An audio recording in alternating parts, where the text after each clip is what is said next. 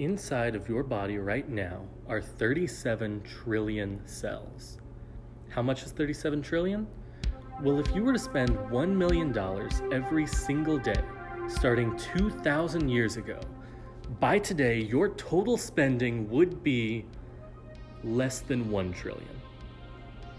If you were to start counting right now, one number per second, it would take you about a week and a half to reach 1 million. Take that a little higher to 1 billion, and you go from 11 days to nearly 32 years. So how long would it take you to count to 37 trillion? Longer than the lifespan of human civilization. This number is so big that we can't imagine it. It's mind-boggling. And that's how many cells are in your body right now. Even more impressively, each and every one of those cells contains a full copy of your genetic code, made up of roughly 20,000 genes. That means that within your body right now, there are 37 trillion copies of the blueprints that make, well, you. And this genetic code is everything. It determines eye and hair color, spice tolerance, likelihood to develop bipolar disorder. Your genome is quite literally the map to who you are. Today, I want to explore the genome, and the more enigmatic epigenome, because by doing so, we'll be able to learn some of the secrets lurking within. Secrets that show us what it means to be human. Welcome to Singularity. But first, let's take a break from genetics so I can introduce you to a friend of mine, Shota Aizawa. Hero name Eraserhead, Aizawa comes from a world not unlike our own, but with one major difference. In his world, 80% of the population possesses some form of super ability, which we call a quirk. Now, if we're being honest, most of these quirks are relatively useless, but every now and then, you get someone with an extraordinary power who decides to use their ability to be a hero. Some of them can see into the future, or control hellfire, or turn into a dragon.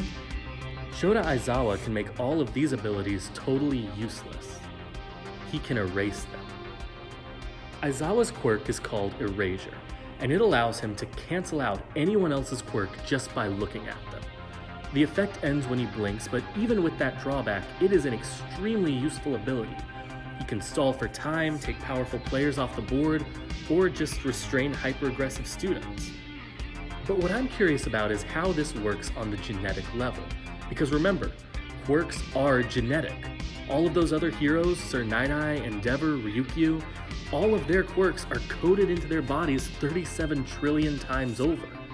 How is it possible that a simple glance could cancel out such a diverse group of powers? That it could have such power over the actual genetic code inside of us? Let's start by learning another one of Erasure's drawbacks: mutant-type quirks. Mutant quirks are a permanent change or abnormality in the user's body, like Masharao Ojiro's tail. It's fairly self-explanatory. He has a large prehensile tail. So what happens if Aizawa erases that quirk? Not what you would probably expect. Of course, Ojiro's tail doesn't just disappear, but he can't move it anymore? What's going on here? To explain this, we need to dive into the field of epigenetics. This will explain everything we need to know about erasure. Epigenetics is based on a simple enough principle. Genes can be turned on and off. Think about it. If your genome contains 20,000 genes, not every cell needs all of that information at the same time. Only a select few of your cells are in your eyes, so the rest really don't care about the sections of the genome relating to sight or eye color. Think of it like a group of construction workers. If all of them try to build the whole house, they won't be working together and it'll be complete chaos. They need some form of direction. Easy fix, right? Just tell each worker what part of the house to work on. That way they still have the full blueprint, but they also have instructions on what to worry about and what to leave alone. This is essentially how our cells work. Extra methyl groups are added to some genes, signifying that they should be ignored. And notice that while the genome itself never changes, the way it's read and expressed does. This is called the epigenome. the current expression of all our active genes. You know how most babies start off as blonde-haired and blue-eyed, but those traits darken as they age? This is the epigenome. Even though their genome contains their eventual hair and eye color, their epigenome contains blonde hair and blue eyes. They have the genes to produce more pigment, but they're not active. They're turned off until later in life. In fact, we see this happening with quirks too. While some quirks are active since birth, most of them develop a little later, around the age of 4. So, back to Ojiro. Erasure doesn't affect the tail itself, but it does affect how much control Ojiro has over his tail. And if the genome is a blueprint or a map, that makes sense. Imagine if I took your GPS and removed some streets from its internal map. Well, in the physical world, those streets still exist. But as far as your GPS is concerned, they're gone. You can't go down them. The tail is still there. Erasure can't get rid of the physical traits, but it can affect the epigenome. He's turning off the tail genes. So it makes sense that Ojiro can't control it. As far as his body is concerned, it doesn't have a tail anymore. I know what you're thinking. Changes as we age are one thing, but can our genes really be turned on and off like a light switch? Actually, yeah, that's what epigenetics is all about. For instance, consider these Himalayan rabbits. They have a special gene called gene C that produces extra pigment, darkening their fur, but it's only active when the temperature drops below a certain threshold. So in these rabbits, their core body temperature is warmer, but their nose, ears, and feet are colder, which triggers gene C, producing pigment and turning their fur black. Another example is the phenomenon known as hysterical strength. The average human being actually has about twice the strength of a fully grown chimpanzee, but our bodies won't let us use all of that strength. It costs too much energy and it could actually hurt us. But if we're in a dangerous enough situation, our bodies get flooded with a mixture of adrenaline, cortisol, and endorphins, letting us push past these limitations. Some people have been able to lift cars in this state, or fight off a bear. One of the sadder examples is the second leading cause of death in the US. Cancer is a genetic disease where cells with gene damage rapidly multiply, creating harmful tumors. But despite cancer being genetic, lifestyle choices can affect your likelihood to develop it. Things like smoking, diet, exercise, all of these could expedite the genetic damage that causes cancer. And all three of these examples, temperature triggering gene C, a rush of hormones boosting our strength, or lifestyle choices influencing genetic diseases, all three of them are examples of epigenetics, showing that gene expression is variable. And this principle holds true for quirks as well. Rikido Sato's quirk, Sugar Rush, allows him to massively increase his strength by eating sugar. It's actually really similar to hysterical strength.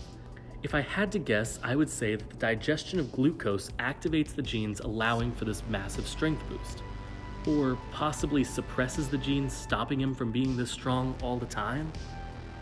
Nato Monoma's quirk is dependent on time. Mineta's sticky balls last longer depending on his diet. All of these are epigenetics, including Aizawa. After all, we've just spent a lot of time discussing all the ways that genes can be turned on or adjusted, so is there any reason they can't be turned off? This is how erasure works. It uses an epigenetic signal to suppress the genes responsible for his target's quirk, just like if I deleted a street from your GPS. In fact, we can get even more specific. I can tell you what stimulus Aizawa uses: light. Watch Aizawa use his quirk and you might notice something interesting. Every time he erases a power, his eyes glow red. That light is the tool he's using. In fact, light is one of the most promising prospects in epigenetic research. Consider all of its advantages. It's low cost, can be used for a long period of time over a large area, and has no real negative side effects on the human body. In 1917, biologist Thomas Hunt Morgan wanted to answer this question: can light affect our genes? Specifically, he looked at the development of Vanessa urtica butterflies. This was the first time anyone had considered light for epigenetics, and if it proved useful, it could have been a massive breakthrough. Well, the results were good. Not only did light affect the type of pattern a butterfly developed, but also the size of the wings. And since then, scientists the world over are experimenting with using light-triggered gene therapy. It's being used to treat bipolar disorder, articular cartilage defects, even blindness. By using tools called photocages, which can utilize light to affect even genes that aren't photosensitive, we've been able to turn light into the safest, most reliable, and one day, the most widespread method of affecting genes in the world. And for all of these reasons, we can definitively say that Aizawa's erasure ability is totally possible. Whenever Aizawa erases a quirk, what he's actually doing is altering the epigenome, not getting rid of the quirk, but suppressing it. Shota Aizawa is only one of hundreds of professional heroes with amazing quirks that we could analyze. And maybe in the future we'll come back and examine some other heroes. But the reason I wanted to start with Aizawa's erasure ability is because of what it teaches us about ourselves and our genes. We like to look at superheroes like they're some far-off ideal that we'll never reach. And sometimes we're right. I don't think humans will ever be able to turn into dragons or manipulate the fibers of our clothes.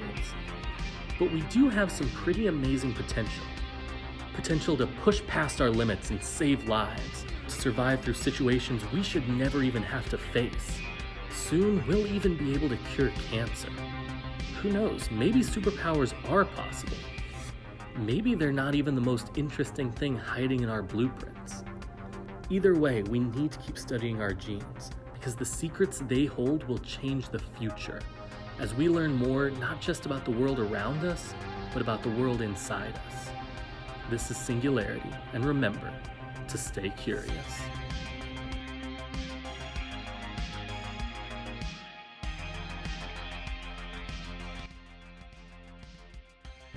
Man, I have a million apologies to make, but let me start off by saying Singularity is back.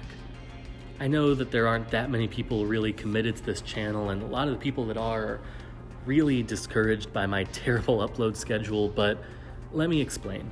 I've been dealing with a lot of changes in my life recently: college, marriage, getting a new job. In fact, I just got a new dog, and so for a lot of reasons it's been hard to record, upload, research, edit. It's just impossible to do that consistently when so many things are changing. But I am committing right now to publishing at least one video every other week for the rest of this year. I really think that I can keep to this, and I'm gonna need you guys' support to do this. Tell me what kinds of videos you wanna see, what topics you want me to cover. If there are videos in the past that you've liked, let me know about those so I can keep doing stuff like that. But more than anything, I just need you guys' support. If you're listening this far into the end card, you're probably either doing something else and not paying attention, or you're really committed. So please, it would mean the world to me if you like, subscribe, comment. I really enjoy doing this, and I think people really enjoy the things that I create, but I need support and I need feedback to know that what I'm making is good content.